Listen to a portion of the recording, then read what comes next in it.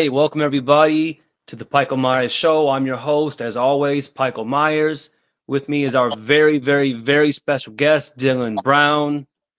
Dillon, tell us about yourself a little bit. Tell us where you're from, who you are. Just give us a little bit. Well, I'm Dillon. I am the founder and owner of Horrornerdproductions out of Reno, Nevada. That's where I live. I am also one of the co-founders of Horror Dads Productions. That's kind of another side venture that's connected to Horror Nerd, and we can get into that later. But Yeah, I'm a writer, producer, director of found footage movies, and I'm super happy to be on the show, man. awesome. Yeah, I did want to get into a little bit later, horror nerds versus horror dads, because I still don't know. I don't know what's going on with that. You're gonna have to explain that one to us a little bit. Um, People are kind of rolling in here. What's going on, Rockin' Effects? What's going on, Clark? Good to see you guys as always. Yeah, if you don't know Rockin' Effects, he does great, great work. He takes like masks and busts and he makes them or he edits them and all that cool stuff. And Clark does a lot of like visual art for movies and Oh, stuff like that. He's great. that's awesome. Um, did you see the Fred Heads documentary? I did not. If you're a Nightmare on Elm Street fan, he did some artwork for them that was pretty cool. That Oh, was that's pretty cool. big. Yeah, it was. He's got good stuff. Um, but again, we're not here to talk about Clark or Rock. We're here to talk about you, Dillon. The big focus here today is we're going to be talking a little bit about Tahoe Joe 2. And man, we'll talk about Tahoe Joe 1 first, and we'll get into Tahoe Joe 2. And I got to say that I'm so excited for you guys when you went to, well, only you got to go, unfortunately. Poor planning, I guess, on Mike. I don't know what happened there. He can explain it. He can tell a story walking next week or next month, at the end of the month. But Unnamed Found Footage Festival. Um, how did that come to be? We'll get into your background in a little bit, but like, how did that come to be with UFFF? Man, talk about like a dream come true because if you're in found footage or you're a fan of those films, like everybody knows UFF, like it's like a big deal. And Absolutely. I I had submitted a couple of movies in the past, lower end efforts before I sort of picked up Okay. steam and didn't get accepted, but like what they squeaky wheel gets the grease, they say. And Yeah. this last year, Horror Dads. So I'll just tell you really quickly about this, Let's get and it. it'll make more sense, right? So Horror Nerd is my company in Reno, but I joined up with a bunch of other dads that make horror films, specifically found footage films all over the country. So Josh Brucker in Illinois, Hunter Hmm. Nino in Michigan, Mr. Michael Rock, of course, over here in Reno with me. Dustin Tamplin, he was in Texas. He's actually moving this way out west, so that's really cool. But we all kept our individual film companies, but we made this like collaborative effort too. So Are you I the still, Wu-Tang Clan of the horror yeah, industry? right. It's that's pretty much what we are, right? Like That is awesome. we have our own labels, but we figured it only took one of us to make like some headway or something, and then the rest of us would get to follow. And so we wanted to be able to Absolutely. do that, right? Um, and then it just turned into like this insane brotherhood. And so we just started like linking our movies together, and then it was just like cranking out movie after movie after movie. So enter UFF this year. Uh, we submitted 6 films between the group of us. So we knew Wow. like something's probably going to get picked up if we just keep pumping movies, Yeah. right? Uh, and yeah, man, they picked up Tahoe Joe too. One of the guys that helps run and put on UFF, Sam Pierce, he is actually from Tahoe, so it just like speaks to him um, to to have I guess Tahoe Joe in his at his festival that he helps put on, and so they asked us to premiere the movie there for the first time in San Francisco, and it's amazing. I mean, if you ever get a chance to go, if you like found footage, if you're a creator, it is like the nicest group of people I've ever dealt with. Great turnouts to the films, unbelievable, just camaraderie.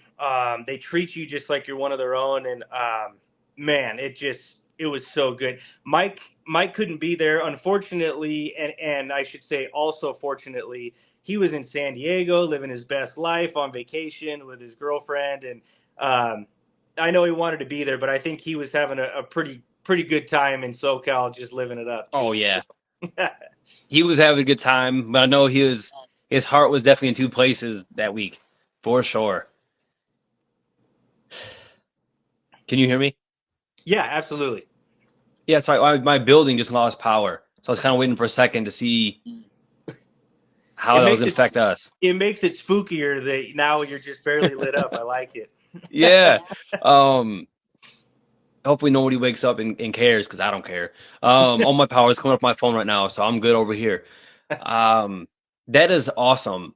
Everything about that whole journey, like that's in an indie circuit, that's a great way to make it. That's a great approach, and horror dads just in general is just a perfect place for like when you say horror dad, that just means someone that is inherently too busy to do this in the first place.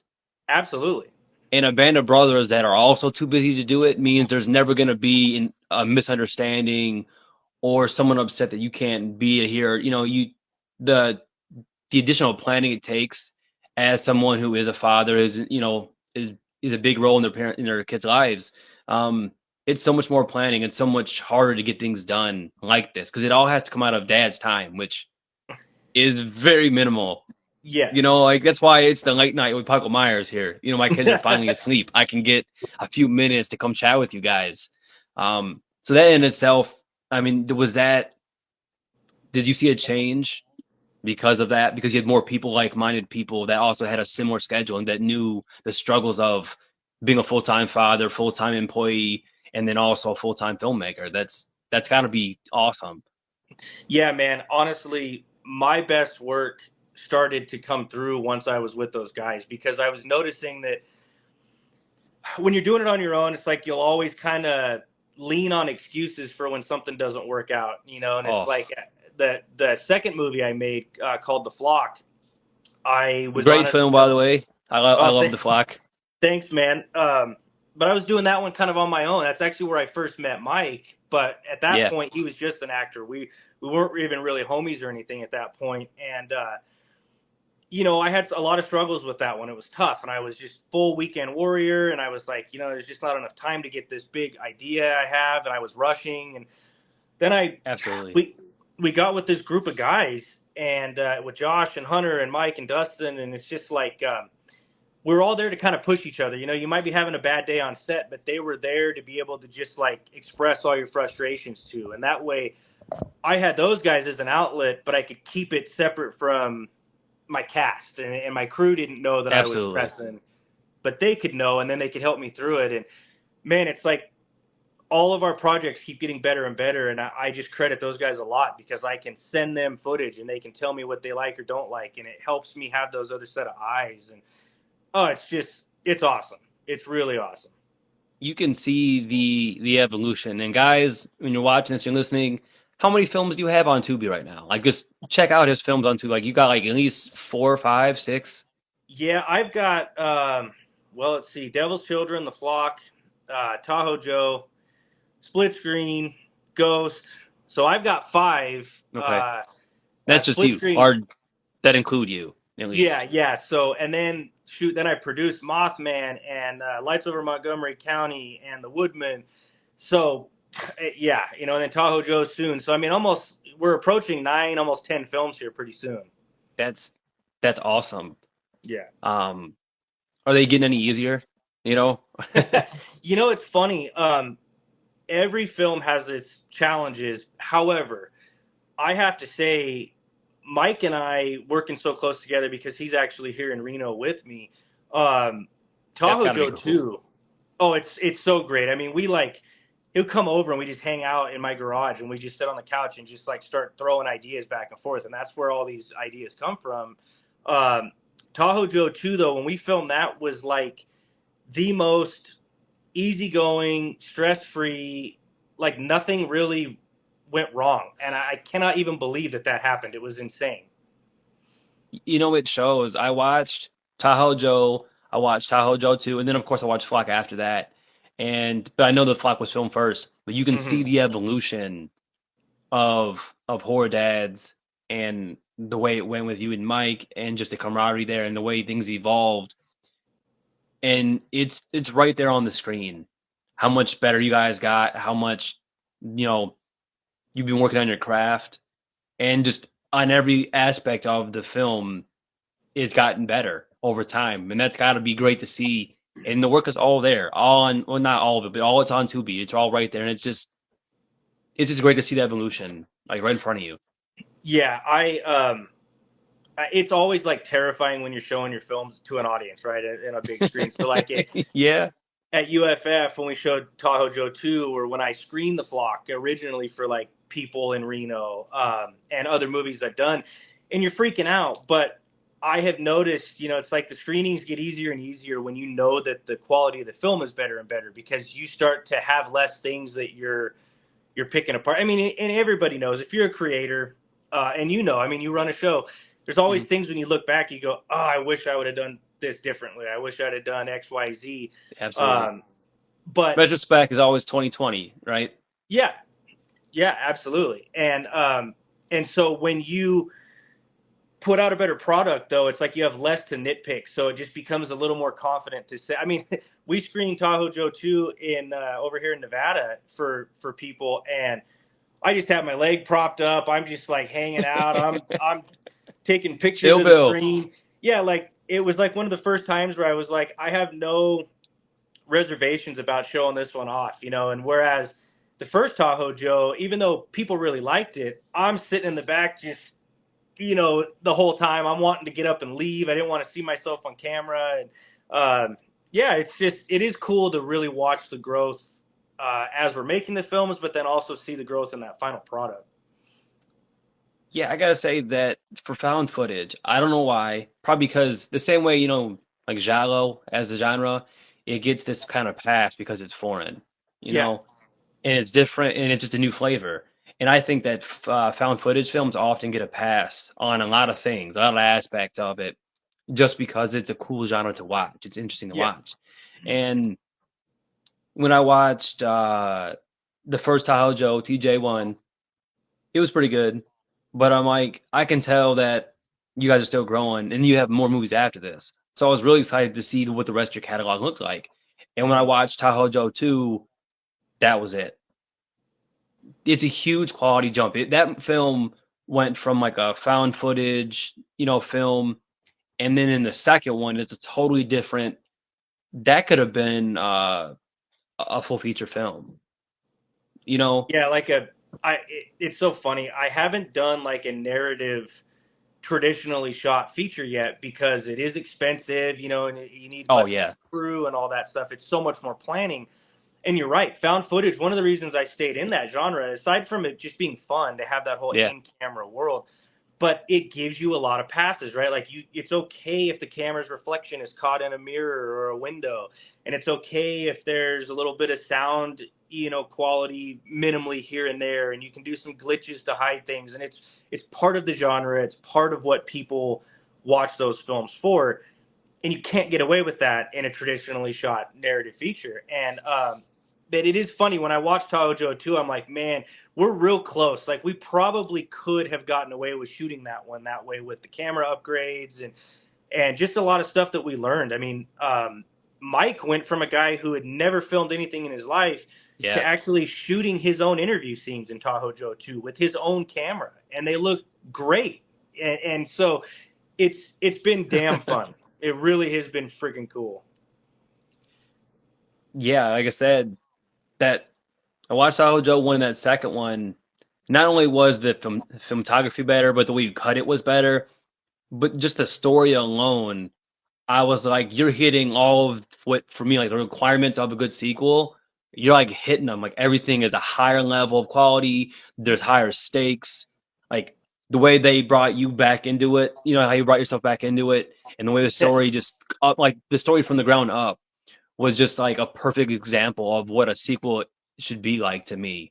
It was so fun watching that. Do you feel that when you watch it, like you like hit the nail on the head? Yeah, man. I 100%. It's like I look at that movie and I go, we made the movie like we set out to make. There was no we were close and we didn't quite get there, which is really what the first Tahoe Joe was. It was, uh, you know, I wanted to do a big killer Bigfoot movie. The problem was we shot that whole movie for $800, and That's it. yeah, $800 they Wow. did that entire movie. So, and I made the Bigfoot suit in my garage, and so by the end of production, dude, the suit's like falling apart. The hair stuff's falling off of it. The mask is falling off. I mean, the whole Yeah. thing looked like shit. So I had to basically cut it down to where you didn't really get to see him hardly at all, except in the dark because it just looked awful. Um, Sometimes it but works though. You got a oh, Bruce moment, you know? I absolutely did, and so that's a great tie-in because if you watch Tahoe Joe 1 again, I want you to pay attention to how close I actually paid homage to Jaws, which is like one of my all-time favorite Oh movies. wow. Um, Tahoe Joe 1 is a creature in this area that people go into that's now picking people off. And in Jaws, about the halfway point, three guys go out looking for the shark, right? And then Right.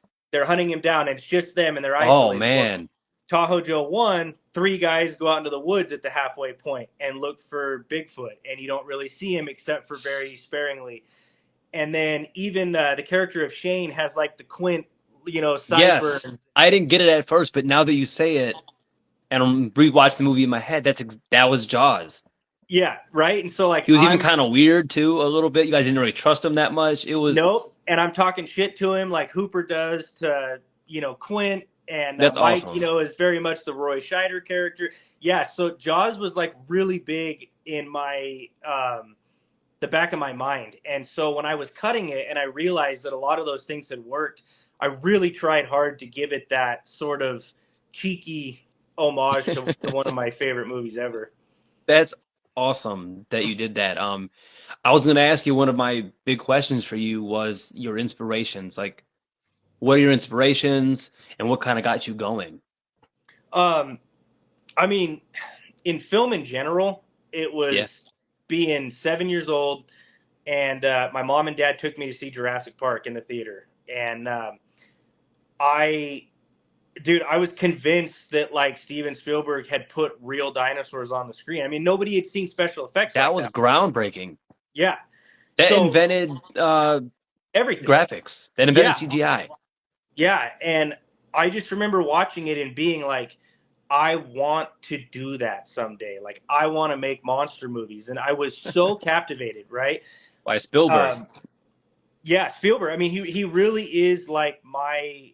It is like my biggest idol of anything outside of my own father, who Yeah. he's my dude. But Spielberg, as far as like celebs or creators and stuff, I mean, he is the guy. And Spielberg to me is a guy who can take a film like Bridge of Spies that's almost like a courtroom drama, but it's so captivating because of his camera movements and his lighting. I mean, he's just like such an auteur, and um, I just in no way have I ever said like I'm going to try and make movies as good as Spielberg because I'm not going to Right. be. There's only one Spielberg anyway. It's just Yeah. how Like it's he going wouldn't to be your be. inspiration if anyone could be Spielberg, right? Yeah, right. And um, but that's when I wanted to make movies. Was a real. I was a little boy and I just wanted to do it. And my dad had one of those old VHS cameras. He threw the tape in, um, and he had to hold it on your shoulder. It was this big, and I was Yeah. shooting films with my friends, and I built little sets and had dinosaur toys and action figures and was making films, and it went away for a while as things do, and around it was You actually met right girls. around yeah, oh, yeah. um, right around COVID. I had some time home from work.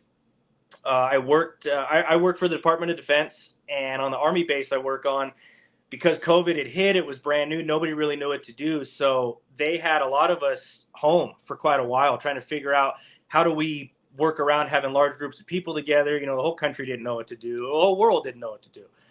And I thought, I've got some time right now. And I always wanted to make a movie. So I was like, I have a camera.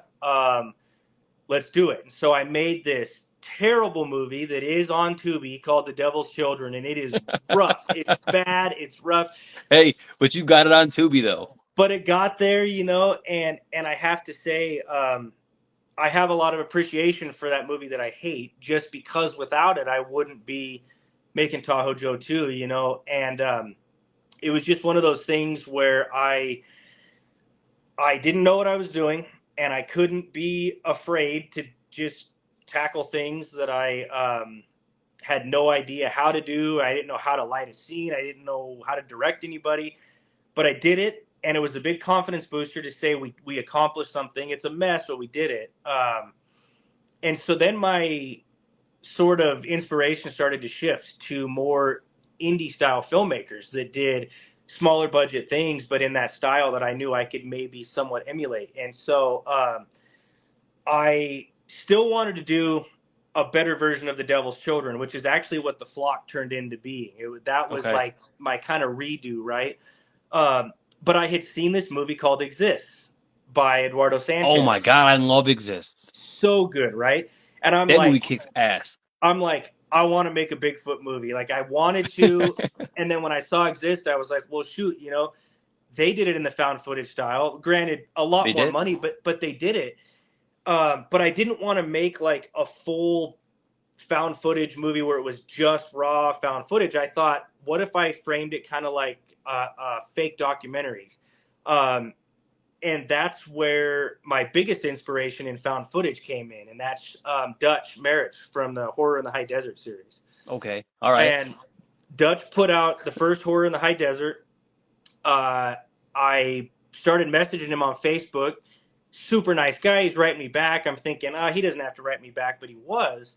Yeah. And I remember he sent me a message, and he's like, "Bro, I don't know what happened, but my movie just like blew up." He's like, "I got people asking for interviews. It's like People all love over." that movie Yeah, and it went, and so it was super cool for me because I was like talking to him while before. his movie was like launching him into the stratosphere of found footage, and Dutch has just remained like super close with me through everything I've done from here on out, and I have to say that he really is like the catalyst to me wanting to make better and better movies, and he's just always there to take a phone call or text. I got to hang with him and drink some beers at UFF, and he was doing Horror in the High Desert 3 there, which was this he's like the Three. biggest celeb there, right? And here I am, How cool is that? yeah, getting to And see that's your my, bud. yeah, right. And I just I have to say, like, if it wasn't for Dutch, I don't know if I really would have kept going in the movie thing, because I was just sort of like, I don't know, where I'm at in all this. And Dutch gave me so much amazing advice that it made the first Tahoe Joe even happen. And so I have to say, I made it a mockumentary or like a fake doc style because of how he did Horror in the High Desert. And in no way did I want to copy what he did. I always put my own spin on things. But yeah, man, he is like my found footage Spielberg, to take it full circle there. That is awesome. With found footage films, there's going to be a certain percentage of them that are documentary style. That's just the nature of found footage. You need a reason to be Yes. doing these things, especially with exposition. You got to get some exposition in there with very few people and very little time. So that's still a great choice, and it was a great medium for the story that you told, anyways. Yeah, I think it helped us build the mystery because we were able to narrate over some things and show some flashback stuff, kind of piece together this what the heck's even going on. Um, and then that idea I decided to take when I did Ghost, which was the follow up to The Flock. Yeah, So Ghost is kind of like a spin-off of that, but I still wanted to do it in like a fake documentary style because you get to break a lot of rules. Found footage has all these rules about things, but when you do a fake doc, they know that the audience knows it's been cut now to be like a Netflix style yes, you could documentary. have some editing for once. Yes, so I can edit and I can throw in music, and I can have those flashback scenes and I It could can be a do a lot movie of that. almost. Right, absolutely. And so it's that little workaround. And I'm not going to say I'm always going to do my films like that from now on, but it does give you a little more opportunity to be a more of an artsy You're a filmmaker, I storyteller. would Yeah. say. Yeah, right. It's almost like Quarantine. Like Wreck was like found footage, and then Quarantine was like a studio production almost of that, a feature film version of that. Yeah. And to be honest, I've seen enough found footage films, maybe not as much as the next guy, but watching yours, especially in Tahoe Joe 2, especially there, I have to say that your storytelling in that format, the mockumentary format, is the best I've seen. Honestly, I'm not just saying that because we're talking now. Taho Joe 2 completely blew me away as far as the way you told that story. And even in the Flock was perfect for the exposition. We all know what a cult movie is going to be like. We all know there's going to be certain beats that you have to hit. Hmm. But the way you integrated, current media and things like that, and the way you told those stories, I really think that you still have like you have a movie in you in that style that is gonna break the fucking mold, and that's gonna be your own horror in the high desert. I really believe that mockumentary style of yours is like your strongest suit. So from what I've seen, of course, I love all your stuff, but I really appreciate the storytelling you're able to do in that format. Yeah. Thanks, man. That's great, and I feel the same way. I think that it allows me because I appreciate stuff like what Blair Witch did, where it's very straightforward and you're only getting what the characters know because Hmm. they are your only lens into the world there. But I have always been the type to love big stories. And even if I don't have the money to pull off a huge budget movie, I always felt like I could tell a big story um, without needing all the production value. Uh, Absolutely. and I think one of the best ways to do that is, like you said, filming it like a faux documentary gives me those opportunities to do that, like cutaways to YouTube videos or cutaways to bloggers talking and news footage and all that stuff you can put together. So it really does help you tell a bigger scope story, even if your budget is still small. I mean, Tahoe It Joe feels 2, I bigger, think we right? shot Tahoe Joe 2 for under $5,000. Um, and Mm. most of that was the Bigfoot suit because we upgraded. I couldn't have my suit Right. falling apart. So Oh, I know. I think Mike was telling me that kind of some of the story around TJ2 was based off of, well, that suit was trash and you wanted to upgrade the suit. And that kind yeah, of led yeah. into some of the story, right? Not to give away any spoilers, but is that Absolutely. In fact, it started as a joke, right? We were doing my whole garage couch, session where we're talking about the next movies we want to do, and I don't even know if Tahoe Joe 2 was a thought at the point. We were okay? talking about something else, and we made a joke, about XYZ because of the Tahoe Joe 2 or the Tahoe Joe 1 pitfalls, and suddenly it was like, wait a minute, we might actually have a story here that we can sort of put this meta spin on the first movie and really, really almost poke fun at ourselves, but expand the world too. And it came together really well, I think. And I'm just man, I'm so proud of how that film turned out. It's the first movie I've made where I watch it and I go, that's the absolute best we could possibly do, and I don't feel like I could have done something different at this point. Like I feel like that was the absolute best we could do with what we have. Um, and there's no regrets with that one. Like I said, I love that movie, and I get sent screeners from time to time. And so people say, I always praise all of the movies that I see, and I put them up here. It's always a great review, but really, that's because I don't want to say anything negative about a film, about someone sharing their film with me. So if Hmm. I don't love it, I kind of teeter a little bit on talking about it so much because there's always going to be some good things in a film, Yeah, but I don't always love them. So if I have someone on the show, it's probably because I really like their work. Actually, I don't want to be faking this. And I right. really did like TJ too. And like I said, everything that you're talking about that you see as your own work is coming through. So we're seeing that same feeling as well, if that makes sense. Yeah, that's awesome. I think Mike and I, that's kind of our thing together is we have such a strong friendship that I think that drives the films. And I've had a lot of people actually bring it up and say, man, like I can tell you guys are really close because it bleeds through that there is like a legit real camaraderie there, and it doesn't feel like two Absolutely. actors, it feels like two buddies that just happen to make movies together. And um That it makes that really, brings the realism, right? Because yeah, that's absolutely, the problem with found footage is trying to get people to believe that these people these aren't actors. yeah, But which you guys aren't. I mean, you are, but it's typically people that aren't actors really, or are just becoming actors, and trying to make them seem like they're friends on film without this huge acting background. And with you yeah, guys, you are buds, and I think that the way you've integrated, the way you've made it meta, sold it. Like as I'm watching TJ2, I'm seeing how this thing got together, and in TJ1, you tell your story just a little bit. And in hmm, TJ2, you're not only progressing the film as a sequel, but you're progressing the story of the Joe Bros at the yeah, same time. And now, yeah, I mean, yeah, it was great watching you guys fight Bigfoot.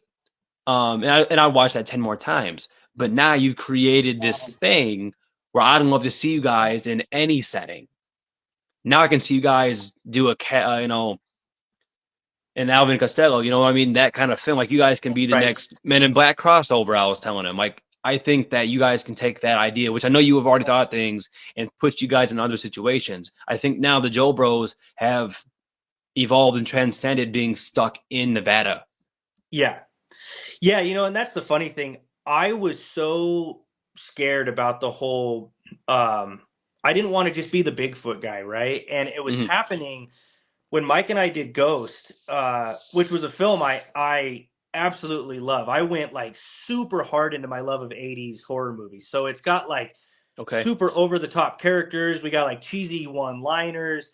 The story's just absolutely, it's so stupid and silly, but we were having an absolute fucking blast making this ridiculous movie. And I wanted to make, this like homage to those like really cheeseball Jean Claude Van Damme, Hmm. things or whatever, Steven Seagal movies. And I told Mike, I was like, we're gonna ham it up in this one. It's gonna be a lot different than Tahoe Joe, where we were so reserved and it was much more realistic. I was like, let's really go nuts. And so I had so much fun with it. It's like a super colorful film. It's got a lot of silly stuff in it.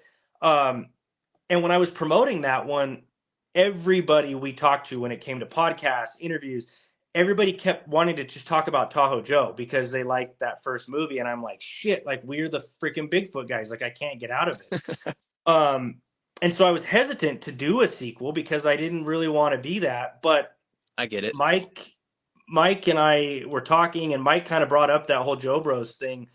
Uh, in one of our kind of brainstorming sessions, and we thought, shit, man, if we do this, we can kind of be our own Mulder and Scully now, where we can Yes. go investigate other cryptids or other paranormal things as our same characters, and that'll help us break out of that. And um, yeah, we're going to for sure. And we did another film. Split Screen is a double feature that I did with Josh Brucker, one of the other horror dads. And we each directed like a 45 to 50-minute feature that's packaged together. And my feature for that is called Gray's, the Nevada Alien Incident. And it's an alien movie, but we are our characters from the Tahoe Joe universe. And that was kind of our first little experiment to see if we could do it. And that film turned out so cool. I got a fully practical alien in it. The suit turned That's out awesome. badass. Um, it's You got said some it's great 40 jump minutes. scares.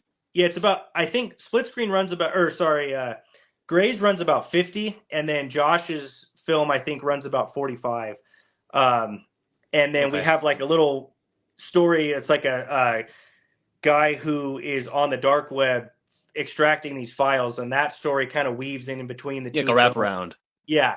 Um, and when I did that movie, I told Mike, I was like, this works, man. Like, we can still be our characters from Tahoe Joe and have these other things happen.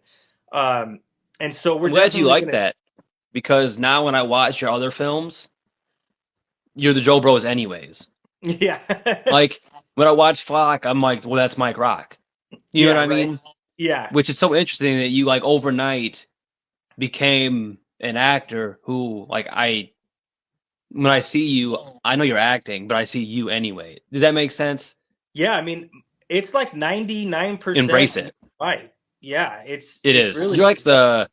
you're Kevin Smith. I feel like you're Silent Bob and he's Jay a little bit.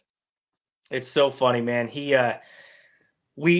We're good cop, bad cop, you know, in a lot of things. Like if I'm having Oh, I want to any see a cop movie. problems, Do yeah, that. right. Well, yeah, I mean, Tahoe Joe 2 is almost like a buddy cop movie when you think about it. It's It like is.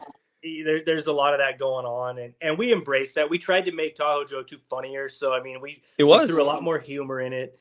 Um, but I think that Mike and I will probably at some point take that Joe Bros thing, and we'll do another film that's fully still us, but we'll fully distance ourselves from the whole Bigfoot thing. You gonna spin the Um, wheel, or what are you gonna do yeah, you when you know, go to it's do it? What do funny. you think you're gonna do? Like, how did it come around? Where to go next? We've got some ideas. We kind of started looking at like what are some local legends, and then what are just some famous cryptids and things that we but would be kind of fun to do, you know, and kind of fun to play with. And Yeah. so so what we're doing right now is taking a step away. Like we just did the Tahoe Joe 2 thing, Oh, you just did it. we just did it. So I need a break. So Mike is actually working on two films.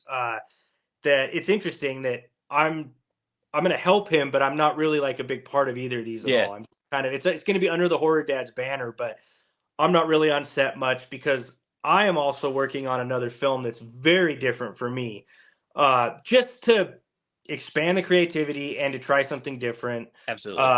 I'm making a straight up skater punk splatter movie, like SLC punk on crack horror movie.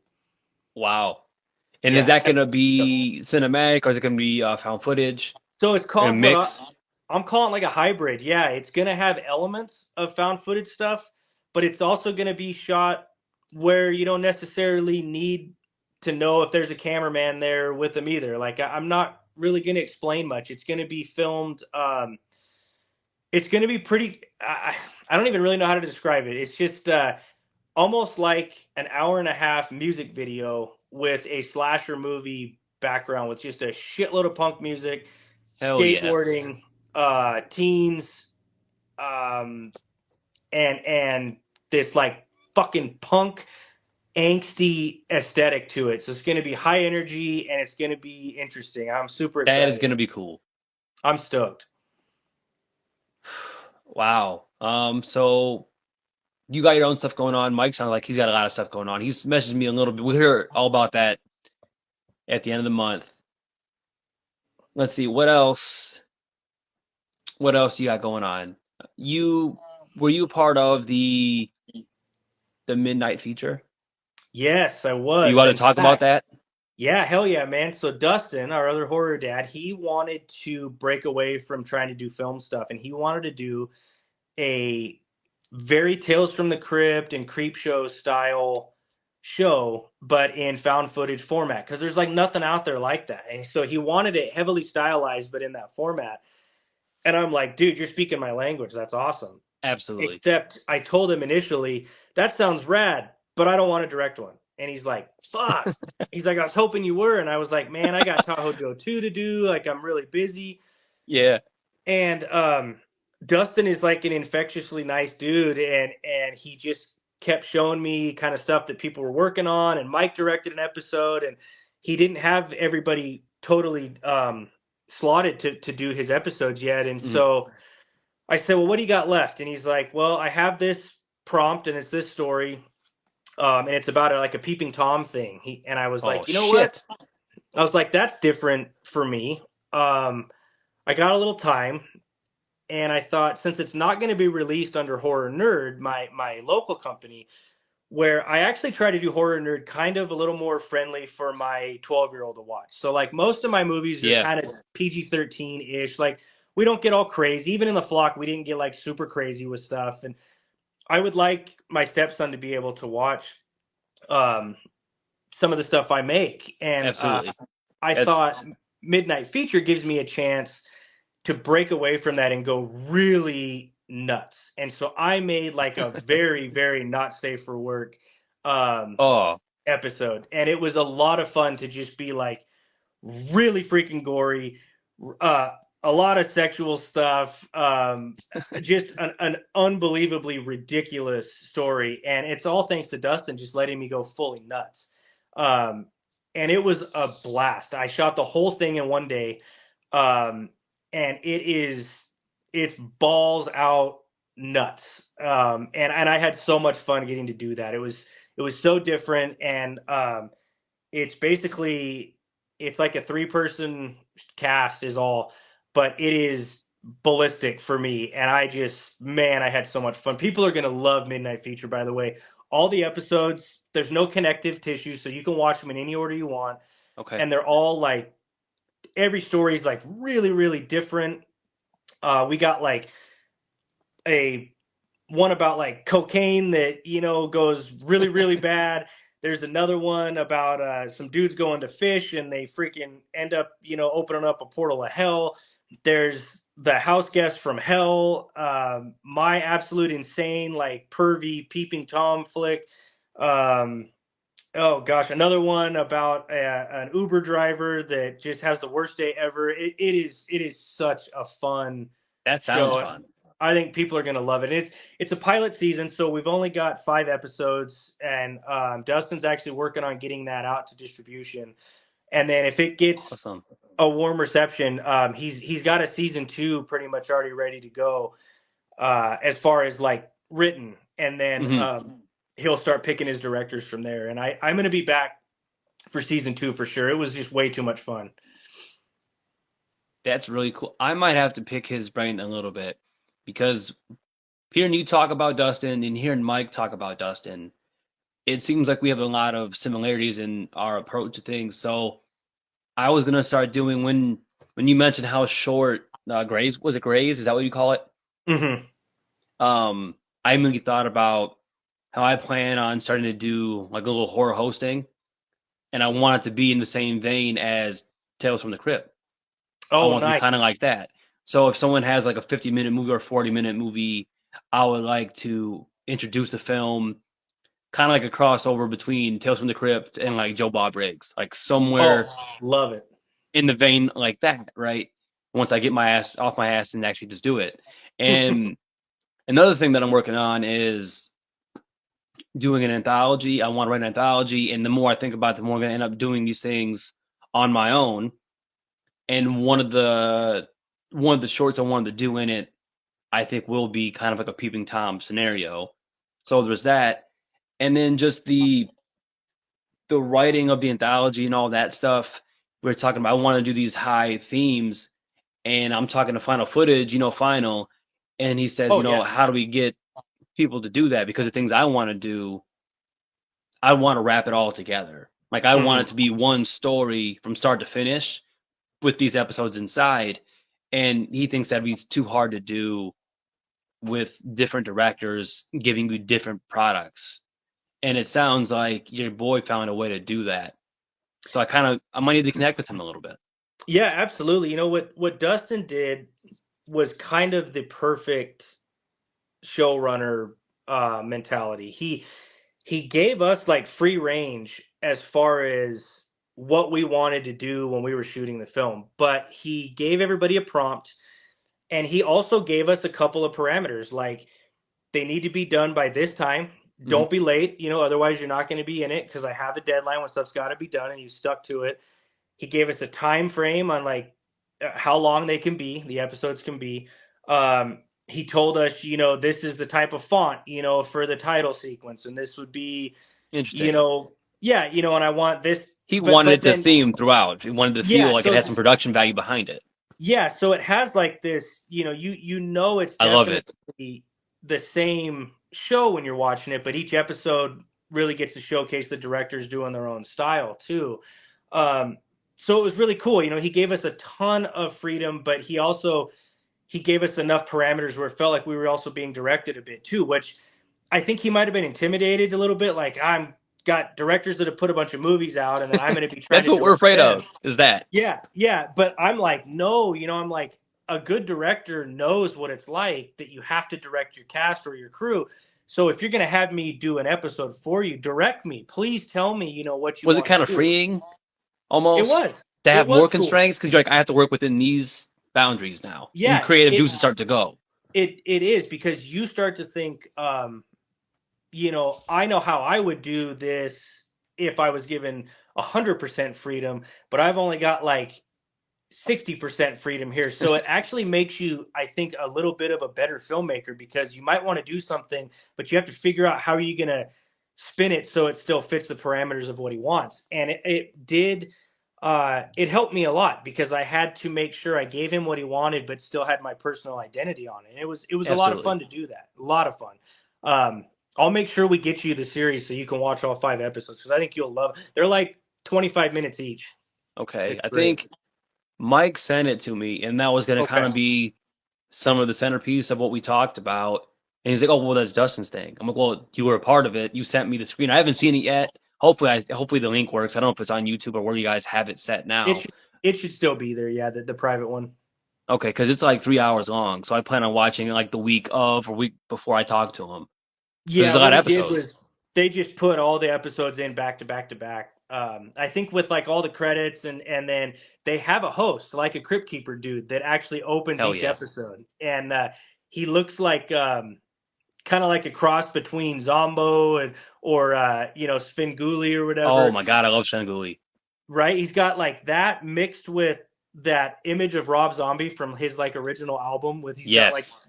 so they kind of did a combo of both. And then he opens the shows. He has like quirky shit that he says to each one. He's in this like dilapidated abandoned house, and so he opens each episode, and it's so fun. I think you'll have a blast watching it. I'm almost afraid to watch it. It sounds like our ideas are too similar, and I feel like inspiration becomes plagiarism by one key feature. You know that you're plagiarizing. Like that's it. You know what I I think mean? I think maybe if you watch it though, you'll go, this is pretty heavily stylized in a certain direction, and then you can Okay. always take it in another direction. Because we went very Dustin wanted us to go pretty creep show esque. So I mean, like mine has like a Yeah. ton of ridiculous red and blue lighting and like kind of unnatural stuff going on, especially in the second half. Mine goes fully, I mean, it's like fully batshit nuts. When you're watching the episode, I don't think you'll have any idea where it's going to end up, because I go a complete like 180 with the story, and yeah, I can't wait till you see it, because I've got some shit in there that is so ridiculous, and but it Man, fits what he wanted. So this sounds so fun. This sounds like the type of content, especially for if it ended up like on TV or Tubi or Shutter. I imagine Shutter's like the goal almost with some of this stuff. Um, we just don't get. We have not seen since Creepshow, since Nightmare, Tales from the Crypt. We just don't get this feeling anymore of sci-fi originals. We don't get that feeling of funness from cinema, and it's all yeah, gone. We don't get absolutely. any. I'm losing it, but we don't get this anymore. No, we don't, and I think that's why Dustin was like, "Hey, let's do this now while nobody's doing it. Let's put this thing out Right. there." So he's actually, I mean, he's working on distribution right now. It's out there. It's just basically being shopped around, and um, with the production value, with the how cool the stories are, and how sort of unique it is, I see no problems getting that thing on Tubi and kind of all the Yeah. usual suspects. Shutter and those others are really tough. Shutter's starting to produce their own content, and Right. they definitely go for some bigger budget things than what we can do. But that's not to say that the right person doesn't see it and go, "Shit, let's give it a chance." I have no idea, um, but we're just really excited about this thing, and plus, it just helps the brand to go. Like, we've got a lot of films out there. Then we also did a double feature, which is Split Screen is the very first and only found footage double feature movie out there ever. There are no other double feature found footage films that are presented like a grindhouse double feature and in the found footage realm. So we did that one, and now we have this found footage show to also add to the repertoire. So it's just been so cool. The horror dads thing has really taken off, and it has allowed us to do so many things that I wouldn't have done on my own with Horror Nerd. Uh, but since I still have Horror Nerd, I get to wrap that into all my productions as well, and still get to throw my logo up there, and I still get to work with my Nevada peeps, and it's just, man, it's like we're not living the Oscar dream, but we're living the indie filmmaker dream right now. It's been awesome. Yeah, one of these films is gonna be it. How far do you believe Tahoe Joe's gonna go? And then what's your next big project you want to do? Do you have an idea of you know what I mean? Because you can do some stuff that might not be as big, but the next one you want to do, your next big idea. Yeah, man. So Tahoe Joe is going to have one more film. We got to do a trilogy. We left some things unanswered in the sequel, so we definitely have a third film You planned. definitely did. But and I will tell you, we have it. The only thing I'm going to release on it is the title, and it gives a little bit of where you think Oh where we're going shit. with it. But the title is Tahoe Joe 3: Concrete Wilderness. Um, so I'll let you just think on that. Concrete wilderness. I can't wait to do a post and be like, what do you think this is about? If that's okay. Oh yeah, you can Um, for sure. Um, so that one will happen probably next year. We're gonna wrap that up. Um, Josh Brucker has got a sequel to his film, The Woodman. He's gonna yeah. do kind of a much bigger, more action-packed sequel than what his first film was, and so it'll have a tonal change as well, called the Forge Creek Tapes. So they're doing Mm, that at the end of this year.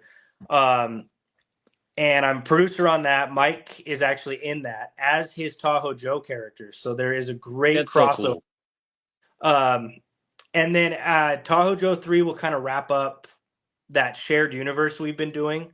Okay. Um, and so from there, I don't really know. Like I've got this skater punk film I'm going to do. I do have a couple other films sort of sitting and waiting. Yeah. And so I think that I think once Tahoe Joe's done, and I've had a little time to work on a couple other smaller projects in between, um, I may want to try and tackle my first, traditionally shot feature, and give it a shot. It's like, why not at that point? I might You've as done it well all go. else, Yeah, yeah. You've done all So the crafting, you've harnessed all of your skills at that point. The only thing stopping you is me. is fear, right? Absolutely, absolutely. And I've got an idea for a film that I would love to do, traditionally shot. That it's it's basically, there's a couple other characters, but it's almost like a Okay. one woman show, and it's a Interesting. very very empowering film for a female character, put in a pretty insane situation, and Okay. I think that's one that it wouldn't work in the found footage world. It wouldn't work as a Hmm. documentary type stuff, thing. Um, it would need to be shot that way, and I think that would be the one I would take on because it's still within the realm of plausibility. I'm not trying to go make Jurassic Park. I would still be keeping it very very indie and contained, but um, that would probably be my one that I would go for when it's time to try and break the mold. That's gonna be sick. I think Yeah, that by the time you get there, we're gonna be 100% ready to see, Horror Dad's Dillon Brown cinematic style flick. I hope so. I really hope so. Like I say, I've probably got, at least four other films that I Oh have yeah. been thinking about doing before I might even attack that. But we work so fast that to a lot of people, they go, four films, my God, you'll be dead before you get there. Except Horror Dads, we've cranked out 9 things and a bunch of shorts since 2020. So I mean, in four Yeah. years, we've done almost 2 films a year. I'm not really worried about doing four more films before I might get there. That's really Yeah. only maybe 2026 or 2027. So it's not that You'll far knock it out. away. You know, you're saying that some of your inspiration, is Jaws, right? If you guys wanted to come back to the Joe Bros and do the Loch Ness Monster, you could always all be on a boat, So you know? there is a massive urban legend in Tahoe called Tahoe Tessie about a Loch Ness monster style creature that lives in the lake that people have talked about since like the 60s over here. And Mike and I have really floated around the idea of how fun it would be to go back to Tahoe, but have no Bigfoot stuff and do a Tahoe Tessie film. The only Lake problem, Tahoe.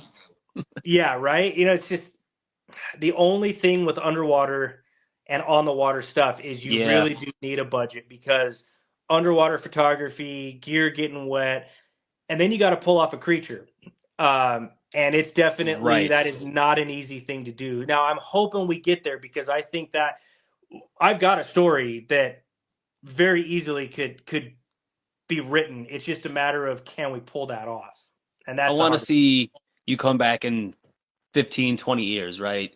And I want to see old man Mike and old man Dillon, and you guys are the Quinn characters on this boat, and you're not the main characters, but it's about these other group of filmmakers that are doing a thing, and they come across you, and you're taking them in there because you've done it all, you've seen it all before, Oh man, that's you're giving me ideas for you know 2040. Here we come. right? I think that'd be so cool, especially with your specific inspirations, you know. Uh, Absolutely. so as a production company, because you're not just filmmaking, you're also the production company. Have you produced films that aren't made by you or aren't written by you Yeah. at all? So yeah, I was a producer on Josh's Mothman movie, his first movie he ever did. Right. Um, on Dustin's film Lights Over Montgomery County, that was his um, kind of play on a UFO type thing, and he's got this really super unique story that he put together for that, and it's definitely extremely tiny budget, indie film, and I know it's going to show in some ways, but man, you can't help but fall in love with the story that he went to tell in that film. Um, so I produced that one. I was a producer on an anthology that Hunter, our other Horror Dads guy, did called Urban Nightmares. It's basically this podcast called Urban Nightmares, and Okay. it's their 100th episode, and on their 100th episode they decide to go out to like the site where this like scary incident happened, and then they watch these other urban legend films and that make up the anthology, and then they all discuss in a roundtable discussion of like, is that real or is that fake or whatever. And um, so that was really cool because that was all other people that did that, and I was just as a producer on that, kind of helped just consult here and there. Hmm. I'm a producer on Mike's film he's doing right now. It's going to be an interesting one. It's a non supernatural, no creature feature. It's a domestic abuse film. It's Hmm. actually pretty heavy, and I'll let him discuss that. But I'm a producer Yeah. on that one. Um, so He it's sent me really a clip of cool. it. Very excited for that one. Yeah, it's going to be good. I think it's going to be a very hard watch, I think, for a lot of people. But I think it's a story that needs to be told because it is real. Um, So I think that one's going to be very cool, and it also shows that horror dads can take horror in another direction too, and kind of do that realistic take. Absolutely. It opened up some eyes to the subject matter. Absolutely, man. And then, do you know? Are you familiar with the film Holes in the Sky, the Sean Miller N- story? no. So Ash Hamilton, a director that did that film, he's doing an anthology. Well, it's done. It's actually getting shopped around for distribution, and that's an anthology movie about the end of the world. And I actually got to direct a short in that one. That's so Um, funny. and mine is it's the scariest thing I've ever done. I got to go very like hardcore serious. There's not a moment in it where you're smiling or laughing. It's definitely a very dark story, but it was also fun because that was again something different for me. Um, and Sounds captivating. Like if it's you're not laughing, it sounds like you're just captivated by how interesting the story is or what's going on the whole time. Yeah, I wanted to do a story where it's the end of the world, but if the end of the world happened, you're going to have those personal stories where people haven't left their house when maybe a bunch of shit's going on, right? I can't talk So, to you anymore. Every idea I've ever had, you're just telling me you already did. so my story is like it just opens with this girl basically saying, something's going on. We don't really know. The power's Mm, out. It's just, phones are down, and she's talking to the camera, and she says, my grandma, who has dementia. She's like having like a terrible sundowning episode or something, and she's documenting the footage because she wants to show the doctor basically saying, "Look, she needs to be put into like a rest home." And at the time, they're saying, "No, she's just not qualifying yet for at home care or to be in our facility." So she's documented to say, like, "Look, this is getting really bad," and she wants to show them this footage of her to say, "This is what's been going on." Well, a lot more starts happening as she's documenting, and she's in this house with her grandmother who's just completely lost it while the end of the world's going on. And Wow. it it's really, the whole thing Ash put together is really cool because none of the stories are alike, but they all take place about, something to do with the apocalypse. And Okay. I knew everybody else was doing stuff that was kind of outside during the stuff or in the aftermath, and I thought, let's do a very contained story about somebody who, it's scary out there. So they've stayed in the house for safety, Absolutely. but it's not necessarily safe in the house either. And that's all I'm going to say. You know, kind of sounds like, not to like make it, like Deborah Logan meets 1010 Cloverfield Lane, and Very much, right? those are I great love that. movies. Yeah, absolutely. Both of them are amazing.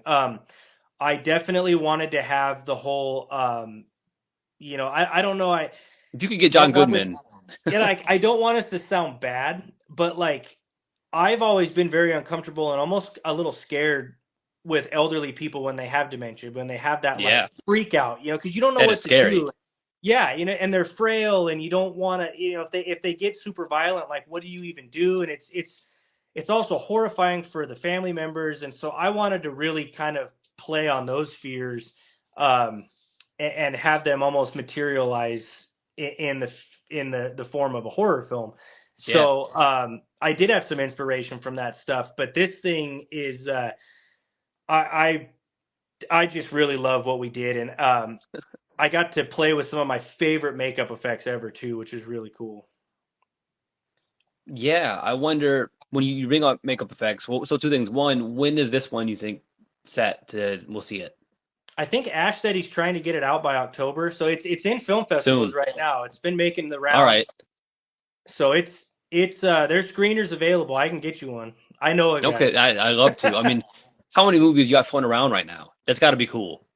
Oh my god, with our own stuff and then stuff I've just been a part of. I mean, yeah, there's like, shoot, I don't know, 10 or 11 things out there probably. It's really fun.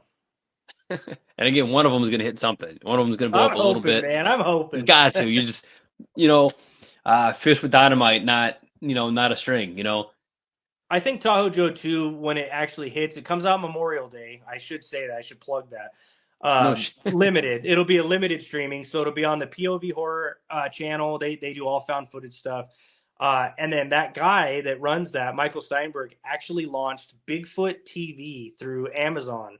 Okay, yeah, I've heard of Uh, that. and Bigfoot TV is going to have Tahoe Joe 1 and 2 on it, and It's that'll got open to. on Memorial Weekend. Yeah, I'm so excited.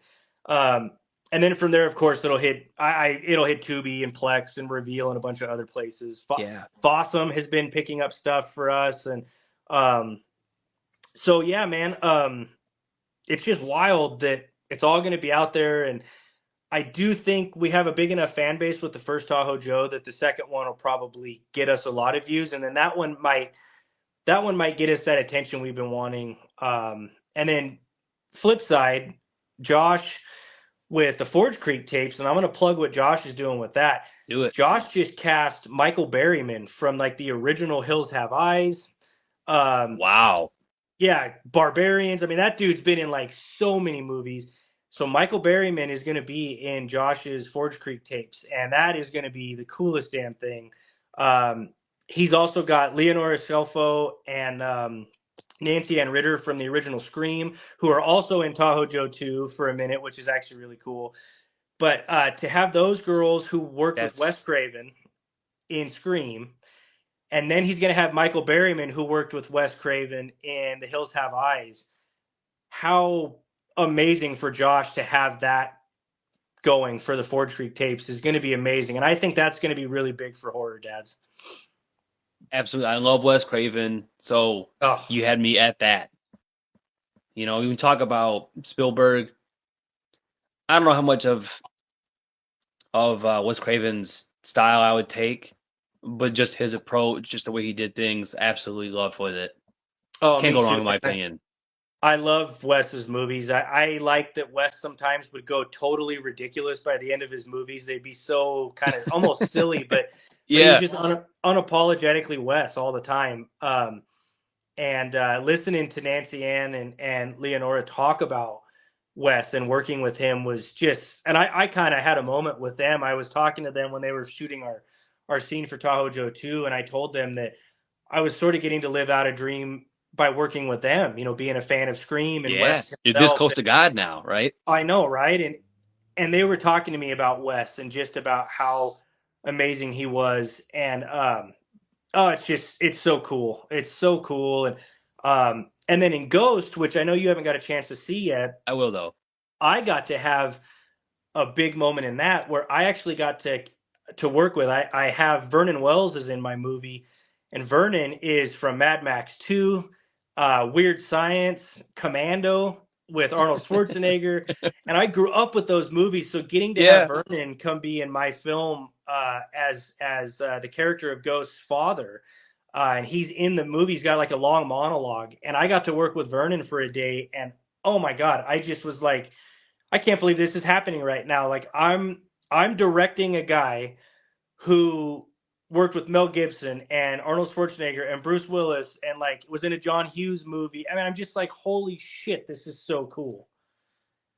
I think that being in the horror genre, you get more opportunities like that because it's so fun, You do. You right? really do. And it's a very close knit community, unlike many of the other big Hollywood things out there. And not that those can't be, but like you're not going to be able to approach a Tom Cruise or a Matthew McConaughey for a 1 day quick cameo scene just as like a regular dude. But Vernon had worked on a film with a buddy of mine called The Christmas Tapes. Hmm. And Rob, yeah, so Rob Livings is like a great friend of mine. And Rob said, hey, I know that you're working on a movie. He's like, Vernon's going to be here for the Christmas Tapes screening. Do you want me to put you in touch with him since he's going to be close? And I'm The like, answer is yes. yeah. And I'm like, yes, please. And so next thing I know, like Vernon's texting me and he's willing to Woo. do this and be in the movie. And I'm just like, there aren't many other chances where you get that to do that with an actor for a quick thing. And Vernon got the script the day of that we shot and just basically memorized it in 2 hours and Fucking nailed it. filmed. Yeah, and I'm watching greatness in front of me. He's crying on command, and he's just doing everything. It was unbelievably cool. And the other thing that was cool is I got to put Vernon in a movie where he played a softie. He's always like the bad guy. He's always the Hmm. rough, gruff, bad dude. And then I got to see his acting chops from his theatrically trained side, and it was just unbelievably cool. And Vernon shared a lot of stuff about his own experiences with his father and his stepfather and stuff. And the character he was playing was, a father of a character, and so he channeled some of that. And it just, man, it's just when I get to talk to people about it makes me realize like it is very cool. And even if I never do make it massive, I don't care. I'm getting to do these things, and I, that's worth its weight in gold right there. Right, what you're doing now is awesome enough, right? Oh man, You creating, you're meeting people. It's great. yeah, yeah. I mean, if I didn't make another film, I've done more than I ever thought I could, and so I'm completely happy. But I'm also a workhorse, and I'm just gonna keep going. I just don't stop. I get that. Now that you're doing it, it's an obsession. So what would you do without it, right? Yeah, I mean, I would probably wish that I was making them every time I watched them. Every time I watched the movie, I would go, "Man, I wish I was doing that." So, and I've got an unbelievably supportive wife. That's half the She, fucking battle right there. oh, dude, and I have to Three say, quarters, maybe. she's also the first one to say, "Hey, you need to be more present." Mama needs some attention. You're too on the film stuff, so take a break, take a chill Yeah. pill. and I need those conversations because you do get so caught up in trying to outdo yourself. And she sat me down one time and she said, "Why are you so fast to outdo what you just did? Like, enjoy what you just did. Let it sit for a while. Promote that movie and really push it instead of always being worried about the That's a next fine one." line. And I needed that. I really needed that, and I think that's what a good partner does. And she's just unbelievably supportive.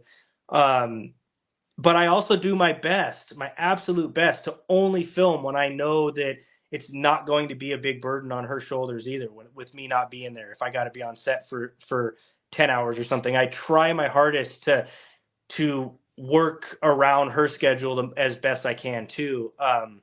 Shout out And I to feel Mrs. like Brown. I owe that to her. I owe that to her. And we shot Tahoe Joe 2, dude, from start to finish, okay? From like the minute we shot the first footage to the minute I said it's done, edited, and I'm sending it to the distributor, 36 days or something. I was editing That's it how it's like, done. yeah, like you have to haul ass when you don't have a lot of money. You just have to. And Oh yeah. I moved. But that is also when she told me, you need to chill out. She's like, you're stressing yourself out. You're moving Oh, so I fast. bet. Yeah. And so for this skater punk, what I'm going to do, I'm going to slow my ass down. It's probably going to take me 6 months to finish shooting footage because I'm actually going to just enjoy the process. Um, and quite honestly, and I actually filmed the very first stuff tomorrow morning is when it kicks off, the very first thing. But I'm scheduling like an hour. And it's just to do a little tiny bit instead of what I normally would have do would be, or would have done is, all right, 14-hour day, here we go. And I'm gonna get up early and I'm gonna meet with the cast and we're gonna shoot a little bit of stuff and then I'm gonna let it sit for a few weeks and I'm just going to enjoy the process. And I think every creator at some point needs to have that reality check of, don't worry about always what's the next thing I can do. Worry about what you've already done. Enjoy that, promote that, Hmm. and just let the next projects kind of happen naturally. And I wasn't doing that, and I It's had to hard to have that. do. It's the writer in you. You It have these is, ideas. it is. And if I was just writing, which I've done, I've written and published like 5 books in my past, and That's awesome too. it was so fun. But that was one of those things where it was okay to piggyback one after the other because I'm home, I'm typing them at late at night on my computer, everybody's asleep, it's fine. The movie making thing is just so much different, and It's so um, much more. Well, it that's why is. you do. That's why your initial approach, I imagine, was the 14-hour days It because you was. wanted to limit the time you were taking away from your family. Yes, it was. And then it's like I'm coming back after a shoot like that, and she's just looking at me like, did you eat today? You're pale. You look very. And I'm like, no, I I was actually. trying to hurry so I can get back home to Yeah. you. And I would forget to eat on sets. I mean, I'd have to be reminded by cast, like, hey, have you drank water? Have And you you don't chilled want out at to, all? I'm sure. Yeah. You like don't But even want to, you can't even get it down. no, you're just moving, and you're having all these knots in your stomach because you're worried that maybe what you're doing isn't gonna, it's not coming the way, Then little out the. blood sugar comes on and you Oh, start bro. feeling just out of it. You're exhausted Yeah. and you're just hoping that what you're doing is right because you're not even you anymore. You're just trying to No, get the you're not. shots. I'm Yep. sure. And that is one thing I always try to remind myself as an audience member when I'm watching a film, or I try to remind people who are watching films that don't even make them. Making movies is fucking hard. It is so hard. And so even a movie that you might think is total shit, it is so hard. And somebody worked, not somebody, a bunch of people worked so hard on it. And you just have to remember that there is a reason that there are people who make them and there are people who don't, because it takes a major amount of intestinal fortitude and mental strength to be able to get through a production. So I'll see movies that I hate. I think I can't stand them, but I always have to remind myself, like, man, somebody put their heart and soul into this and worked their ass off, and I have to remember that. And for that, I No, will absolutely. always give them that kudos. Yeah, I think you might not have known it at the time, but starting Horror Dads might have ultimately saved your life. I don't know. Yeah, I mean, seriously, it's like it's crazy, and like I say, with each production getting bigger and bigger, you feel like you have to do more and more, which requires more and more time and more planning and all that. But I just think, and I will caution anybody watching this that is in the creative world at all. I know you've got artists in here and people who you see somebody who sculpts or does busts and things like that. Hmm. Anybody in here that creates music, writing, art, visual arts. You have to have those conversations with those people close with you and make sure that they um, bring to light if you are maybe not your best self because you're so invested in the art, and you have to take that step back because at some point I think your art will really start to suffer when you yourself are suffering, and then you're doing a disservice to your passion. And I've always said the minute that filmmaking feels like real work and actually affects my real life, I will stop. And Yeah, so when we had that conversation, and I didn't mean to get so deep here, but that's what we're here it for. I think there's a lot of people that probably share the same mindset. Um, when I had that conversation with my wife, and I started really thinking, you know what, I do need to slow down, and I need to just enjoy the process on what I've already done, and um, I think that's why Tahoe Joe 2, as far as when I was editing it, came together as good as it did because I didn't worry about, oh, I need to go reshoot something, or oh, maybe we should make it longer. I was very content and happy with what we did. Um, and I just, we wrapped that in January, and it's now May. And this will be like the first real thing I've like picked up the camera for to do since then because I needed that break and I needed to chill out. And like I say, I probably won't wrap this thing until August or September, Yeah, and then as far as editing it, I may not even be done until it needs to be submitted to UFF for next year because that's I want to fine though. submit it there. So I'm going to take this year and just enjoy the process. That sounds like the perfect thing to do. You've for other people listening, they might think, well, it's easy for you to say you've done all these things, but at the same time, it wasn't easy until now. You know, No, you did the work, and now you've honed your skills, and you put in all the work. You've made the connection. You've just done everything you can possibly do, as hard as you can do it, juggling all of the things. Which again is why Horde Dads is so cool because you're not alone in that yeah, struggle, absolutely. and you've wanted to take some time now that you've crafted all the things you have to do. You put yourself in the perfect place to actually enjoy it.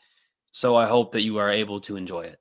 Yeah, man. And I've got a 2 year old. He was born right after I finished the flock. And that's when it was really kind of like, okay, I have to be super creative here on how I'm going to film all these other projects kind of around that. And I'm not going to lie, when I did Grays for the split screen segment, or sorry, split screen, and I did the Grays segment, I had that Yeah, backwards. Grays, a lot of that film, my baby was upstairs on set with Mike's girlfriend being babysat, so I could, work, and then I had to cut it short. It was like, oh, it's 9 o'clock, I got to get little guy home, and I just I'm a better man for my son, and I need to be a better filmmaker for myself and my son and my wife and everybody else. Um, and that's the comforting thing, like you said, with horror dads. If they have to cancel a shoot because a kid's sick, I have that same thing, and then we don't feel so like alone in that world. yeah.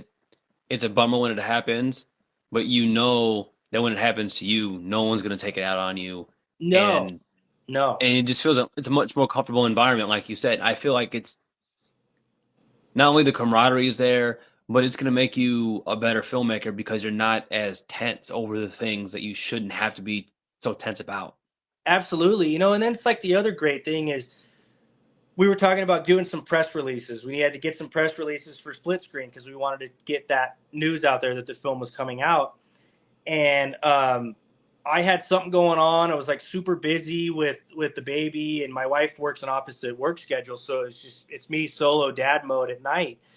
And I remember Josh being like, "Hey, it's cool, man. I think we had talked about I was going to write it, and then I didn't get it done, and I told him, and he's like, it's fine. Like, my kids were all asleep, and then he wrote the press release and got it out there. And so that's the nice thing is when somebody can't get something done, we have all these other guys that can jump in and help and pick up those things. And it does. It's just like you said. It really does give you that comfort that everybody's doing this. They're all going through this. You're not letting anybody down. You know, they understand. Absolutely. I'm sure you sleep a little bit better, while Yes, filming because of the camaraderie and all that. absolutely. Well, I have a 2-year-old, so I don't sleep great, but Oh, I get it. My, I can't even get into kid talk, but yeah, I have a 2-year-old and I also have a 5-year-old. Oh wow, And okay. normally I don't talk about those things on here. That's why my moniker's got its own thing. But of course, you get it. Yeah, you're an honorary horror dad right now because you're talking horror and you're a dad and you're up late and you're doing what we do. And no, Absolutely. man, I get it. And it's it's rewarding when you finish a project with everything else going on in life. And I also think that I want it to be an inspiration for anybody listening or watching that you might also have all that going on, but it can be done. You just need to find people that can help support you. I'm here. My DMs are open at Horror Nerd. Just hit me up if you ever anybody needs advice on how we're doing it. I would love to tell you what we're doing and how we're doing it. Maybe that kickstarts somebody else's creativity. Absolutely. You're talking to me right now when we didn't know each other 6 months ago. It was just a couple of DMs back and forth. We've kind of kept in contact pretty steadily once in a while ever since. Yeah, And yeah, if you guys want to reach out to Dillon, go ahead. He's a very busy guy, but he's also very cool. So reach out to him definitely. And oh and yeah, again, people that are thinking about getting into filmmaking or writing or any of those things, I mean, I'm sure you feel the same way I do. Like, not that I'm anybody, and I'm sure you said the same thing before. Like, not that you're anybody. You are to me, but like, you've been in my shoes before. And for me, and it sounds like also for you, it starts with writing because that's something you can do at 2 o'clock in the morning between feedings, yeah, alone in the dark. It's yep, free, and that's how I got started doing anything. Is just what's a hobby I can do alone in the dark. And one day, absolutely. hopefully, I can get some of that filmmaking history and be a part of that because that's all I want to do is just be a part of that history a little bit. Yeah, and I just it starts with one. You just have to go for it, and I did, and it's laughably bad that first one, but I wouldn't be here without Yeah, it but the too. remake is good. Yeah, even then you got God, I got a lot of people that hate that movie, and it's so funny. That is like my most divisive film, and um, but hey, whatever. I'm proud of it. I did what I could do, um, and I tell everybody, you don't have to have fancy equipment. You don't have to have even a legit camera. You have a camera on your phone. Hmm. Um, Start shooting something, learn the process, watch other films to see what people did, watch conversations like this, get on YouTube for tutorials. Um, you can do those things by yourself at 2 in the morning. You can There's lots of watch, resources. yes, you can learn the skills late at night. And then when you do have that, hey, somebody's going to give you dad time for 4 or 5 hours, take that camera out there and go film something and give it a shot. And usually that's all it takes for that bug to bite you where you're like, okay, I can do this. I can A little bit of grow this. confidence. And absolutely. That's how it started for me. That's how it started for Josh, um, Hunter, Mike, everybody. Dustin. It all started with grabbing a camera and just going for it. And I mean, I was the first one that did it in our group, and I put my movie out there. And then Josh was in my DMs asking me, some questions, and then he cranked out his first movie. Hunter was in my DMs asking me some questions, and he got involved with us. He was actually a PA on Josh's first movie. He was just didn't know Josh from Adam, but went to the set and was a PA for him. And then suddenly those two are working together, and then I'm friends with them. Mike wanted to get into filmmaking more, and he was already an actor for me. So then now there's four of us. Dustin gets into my DMs one day. He's talking to me about a bunch of stuff, wants to know some of the things that we've done, decides to go make his first movie he ever did. Boom, now he's one of us. And so Yeah. it's just weird how it started, and everybody had to take that first leap, But but the horror dads are here. We're always here to talk to people. We may not get back to you right away because we are busy, but we love to tell people, hey, this is what we did, and we think you can do it. Um, my biggest advice is just fucking do it. You just have to Yeah, fucking do right. it. Whether it's shit or it's amazing, you have to do it. That right. You're gonna learn from that, no matter what it Yeah, is, and you're gonna get the bug, like you said. absolutely. You can film a movie by yourself at 2 in the morning in your basement or your garage or in your backyard, um, and you can still do enough with all the tutorials out there and things that the phones, apps, and everything that they have to offer. You can still make Survive. something, and then from there you'll see it grow. And yeah, honestly, it's just it's been amazing for our journey. It's been amazing watching other people grow because of what we've been doing. Um, yeah, I'm just super excited, and I have to bring the real world into this. In that the dad mode is hitting, and I think my babysitter's got to go, so I'm going to have to wrap this up with you Yep, because it's that time it anyways. is I was that just gonna time. say, um, Dillon Brown, everybody, Horror Nerd Productions, Horror Dad Productions, Tahoe Joe 1, 2, 3 coming eventually here. We got The Flock, we've got Ghost, we've got Midnight Feature coming out eventually here. There's a couple other things that he mentioned. He's got 5 books out. Go look up those books right now. I'm sure they're on Amazon. You can get them on Kindle. I would almost bet. Um, hit him up if you dare, I guess. I don't know. He's a great guy. We really appreciate having him on. Um, there will be one more question. You can answer it real quick that I had Yeah, before you go. Is if you had unlimited budget, is there like a dream project that you can like just give us a little peek of what you would do, like anything? if I had an unlimited budget, I would. I'm a Jurassic Park diehard fan. Yeah, I would make a big budget dinosaur horror movie. that would be great. I would love to see a found footage. That's what you would do, but a found footage Jurassic Park. I think that'd be Oh, sick. it'd be so cool, man. I think there's endless possibilities there. I'd have body cams on people. I would have tourist cams. I mean, I would be, oh god, I'd be going. Because you think about it, in a theme park, everybody'd be filming. You could have an unbelievable film Yes. from a tourist perspective through their camera. But I would totally do that. I would do like a big budget dinosaur movie with practical Yeah. dinosaurs. I'd have some CGI if we needed it, but I would want to Animatronic have, dinosaurs. oh hell, those big Stan Winston life size dinosaurs. And you'd get some of those recreate some of those old photos like with they're like hugging the dinosaurs, Oh, you Jeff totally could. Goldblum style. Oh, absolutely, man. Sexy Goldblum. Sexy Goldblum. That's it, everybody. That's it. That's the awesome Dillon Brown. Thank you so much for coming on. Um, don't even go to bed, everybody. I want you to get right off of this, jump right on the Tubi, and just watch Tahoe Joe because Tahoe Joe soon will be coming out. You said May, right? Or I'm sorry, when did you say? Memorial Day. Memorial Day. That's Yeah. basically Bigfoot weekend. So watch that one, watch Exists, watch two, watch them all. But Thanks so much, man. thanks for coming on again, and that's a wrap. Good night, folks. All right. Have a good night, Dylan. Thanks, man.